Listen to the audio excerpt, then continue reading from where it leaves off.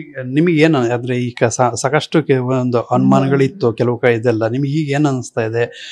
So ಏನಿರ್ಬೋದು, ಏನು ಹೋಗಿರೋದಕ್ಕೆ ಕಾರಣ ಏನಂತ ಹೇಳುದು ನಾವು, ನಮಗೆ ಅವನು ಯಾವ ಇದು ಕೂಡ ನಮಗೆ ಗೊತ್ತಾಗಲಿಲ್ಲ. ಅವನು ಹೋಗ್ತಾನೆ ಹಾಗೆ ಹೀಗೆ ಅಂತ ಕಲಿಯುವುದರಲ್ಲಿ ಕೂಡ ಹುಷಾರಿದ್ದವನು. ಎಕ್ಸಾಮಿನ ಟೆನ್ಷನಲ್ಲಿ ಅಂತೂ ಅವನು ಓದೋದೇ ಅಲ್ಲ. ನಾವು ಮೊದಲಿಂದ ಹೇಳ್ತಿದ್ದೆ ಯಾರಾದರೂ ಅವನು ಕರ್ಕೊಂಡು ಓದೋದು, ಇಲ್ಲದ್ರೆ ಅವನು ಹೋಗ್ಲಿಕ್ಕಿಲ್ಲ ಅಂತ ಹೇಳಿ ನಾವು ಪೊಲೀಸರವ್ರ ಹತ್ರ ಕೂಡ ಹೇಳಿದ್ದೇವೆ, ಅವನಾಗಿ ಹೋಗ್ಲಿಕ್ಕಿಲ್ಲ ಅಂತ. ಮತ್ತೆ ತುಂಬಾ ಊಹಾಪೋಹಗಳೆಲ್ಲ ಇತ್ತು, ಅವನೊಟ್ಟಿಗೆ ಹೋದ್ರು ಇವರೊಟ್ಟಿಗೆ ಹೋದ್ರು ಹಾಗೆ ಹೀಗೆ ಅಂತ ಹೇಳಿತ್ತು. ಅದನ್ನೆಲ್ಲ ನಾವು ನಂಬಲಿಲ್ಲ.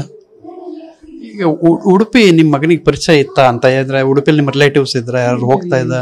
ಇಲ್ಲ, ಉಡುಪಿಗೆ ಅವನು ಇಷ್ಟವಾಗಿ ಉಡುಪಿಗೆ ಹೋಗ್ಲೇ ಇಲ್ಲ. ಅವನು ರಿಲೇಟಿವ್ಸ್ ಎಲ್ಲ ಏನೋ ಮದುವೆಗೆಲ್ಲ ಹೋಗಿರ್ಬೋದು, ಮದುವೆಗೆ ಫಂಕ್ಷನ್ಗೆಲ್ಲ, ಅದು ಕೂಡ ನಮ್ಮೊಟ್ಟಿಗೆ. ಅವನು ಸಿಂಗಲ್ ಆಗಿ ಇಷ್ಟರವರೆಗೆ ಎಲ್ಲಿ ಕೂಡ ಹೋಗ್ಲಿಲ್ಲ. ಅವನ ಅಜ್ಜಿ ಮನೆಗೆ ಹೋಗುದಿದ್ರು ನಮ್ಮೊಟ್ಟಿಗೆ ಹೋಗುದು, ನಾವು ಅವನನ್ನು ಕಳಿಸಿದ್ರು ಅವನು ಹೋಗ್ತಿರ್ಲಿಲ್ಲ. ಉಡುಪಿಯಲ್ಲಿ ಯಾರು ಅವನಿಗೆ ಫ್ರೆಂಡ್ಸ್ ಇರೋ ಅಂಥದ್ದು ಇಲ್ಲ ರಿಲೇಟಿವ್ಸ್? ಉಡುಪಿಯಲ್ಲಿ ಯಾರು ಅವನಿಗೆ ಫ್ರೆಂಡ್ಸ್ ಇಲ್ಲ, ರಿಲೇಟಿವ್ಸ್ ಕೂಡ ಇಲ್ಲ ಅವನು. ಅಷ್ಟೇ ಹೇಳಿ. ಸದ್ಯಕ್ಕೆ ಮಗ ಸಿಕ್ಕಿದೆ, ಖುಷಿ ಆಗ್ತಾ ಇದೆ ನಿಮಗೆ. ಸೊ ಏನು ಹೇಳಕ್ಕೆ ಇಷ್ಟಪಡ್ಬೇಕು? ನಾವು ಕಣ್ಣಾರೆ ನೋಡಿದ ನಂತರ ಅಲ್ಲ ನಮಗೆ ಗೊತ್ತಾಗೋದು ಅವನೇ ಅಂತ ಹೇಳಿ. ಮಾತಾಡಿದ, ಆದರೂ ನಾವು ನೋಡಿದ ನಂತರ ನಮಗೆ ಸಂತೋಷ.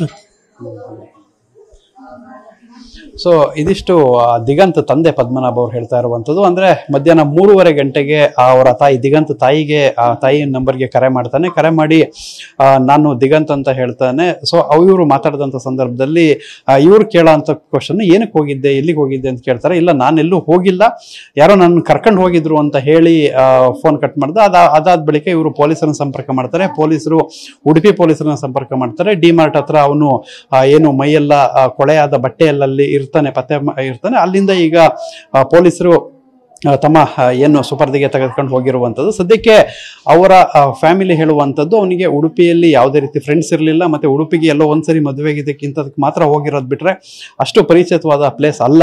ಸೊ ಇಲ್ಲಿ ಅನುಮಾನ ಇನ್ನೂ ಇರುವಂಥದ್ದು. ಸೊ ನಾವು ಮಗನ ನೋಡಿದ ಮೇಲಷ್ಟೇ ಇನ್ನೂ ಸಮಾಧಾನ, ಆದರೆ ಸಂತೋಷ ಆಗಿದೆ. ಸಮಾಧಾನ ಆಗಬೇಕು ಅಂದರೆ ಮಗನ ನೋಡಬೇಕು ಅಂತ ಅವರು ಹೇಳ್ತಾ ಇದ್ದಾರೆ. ಕ್ಯಾಮ್ರಾಮ್ಯಾನ್ ವಿಲ್ಫ್ರೆಡ್ ಜೊತೆ ಪೃಥ್ವಿರಾಜ್ ಬೊಮ್ಮನಾಕೆರೆ, TV9 ಮಂಗಳೂರು.